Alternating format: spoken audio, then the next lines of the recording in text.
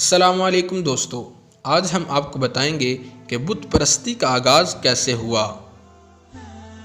हज़रत नूह अलैहिस्सलाम और उनकी कौम के हालात वाक़यात कुरान मजीद और अहादीस नबविय्या में मज़कूर हैं। हज़रत इब्न अब्बास रज़ियल्लाहु तआला अन्हु के हवाले से बयान किया जाता है कि आदम अलैहिस्सलाम और नूह अलैहिस्सलाम के दरमियान 10 करन थे और वो सब के सब इस्लाम पर थे। दोस्तों, करन से मुराद एक ज़माना के लोग हैं या इससे मुद्दत और ज़माना मुराद है। इन अच्छे और नेक ज़माना के लोगों और कौमों के बाद ऐसे हालात वाक़यात ज़ाहिर हुए जिसका नतीजा शिरक और बुत परस्ती निकला।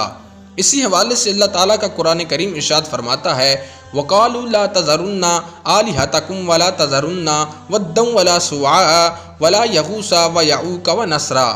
और उन्होंने कहा कि अपने माबूदों को ना छोड़ो और ना ही वद व सवा यगूस और नसर को छोड़ो।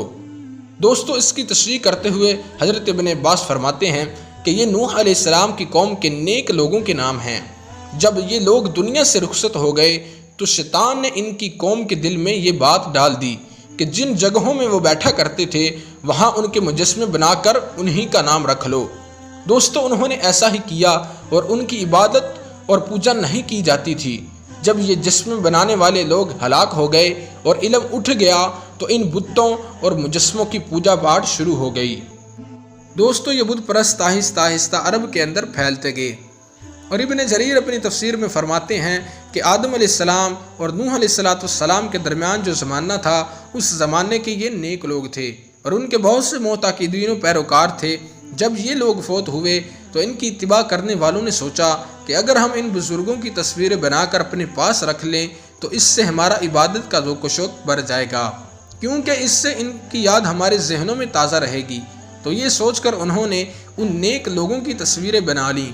फिर जब ये फौत हुए तो इनके बाद वालों लोगों के पास इबलीस आया और कहने लगा कि तुमसे पहले लोग इनकी इबादत किया करते थे और इसी वजह से उन पर बारिश बरसती रहती थी। दोस्तों, इबलीस के कहने पर इन बाद वाले लोगों ने भी उनकी इबादत शुरू कर दी। और हज़रत उर्वा बिन ज़ुबैर फरमाते हैं कि वद, यगूस, याऊक, नसर ये हज़रत आदम अलैहिस्सलाम की औलाद थे और वद इन सब से बड़ा था और ज़्यादा नेकोकार था। दोस्तों, कहते हैं कि जब वद फौत हो गए तो उनसे मोहब्बत करने वाले लोग उनकी कब्र पर झुक पड़े और वहाँ गिरिया उजारी शुरू कर दी।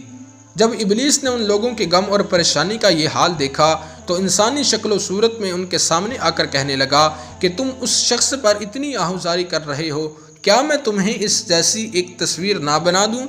वो तुम्हारी मजलिस में रहेगी और उस तस्वीर की वजह से उसकी याद तुम्हारे जहनों में ताज़ा रहेगी। लोगों ने कहा, हाँ ठीक है। तो इबलीस ने उनको एक तस्वीर बना दी और उस तस्वीर को लोग अपनी मजलिस में रखने लगे और उसकी याद में मशगूल रहने लगे। दोस्तों, जब इबलीस ने देखा कि लोग इस तस्वीर से ज़्यादा मगर रहने लगे हैं और दीवाना व फरीफ्ता हैं तो फिर उनसे कहने लगा कि ये तस्वीर हर एक के लिए अलग अलग बनानी चाहिए ताकि हर एक अपने घर में रखे और इस तरह तुम इसको अच्छी तरह याद कर सकोगे। दोस्तों, उन्होंने कहा, हाँ ठीक है। अब शैतान ने हर एक के लिए अलग अलग मूर्ति बना दी। इस तरह वो लोग उस नेक शख्स की याद में मसरूफ़ रहने लगे और उनकी औलाद ये देखती रही। इस तरह नस्ल दर नस्ल ये सिलसिला चलता रहा। आखिरकार उनकी याद का सिलसिला ख़त्म हुआ और उनकी औलाद ने वद के बुत की परस्तिश शुरू कर दी।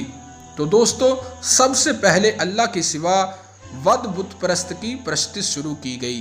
तो इस रिवायत से मज़मून जो मालूम हुआ वो ये है कि मज़कूरा तमाम बुतों की किसी न किसी ने इबादत की है।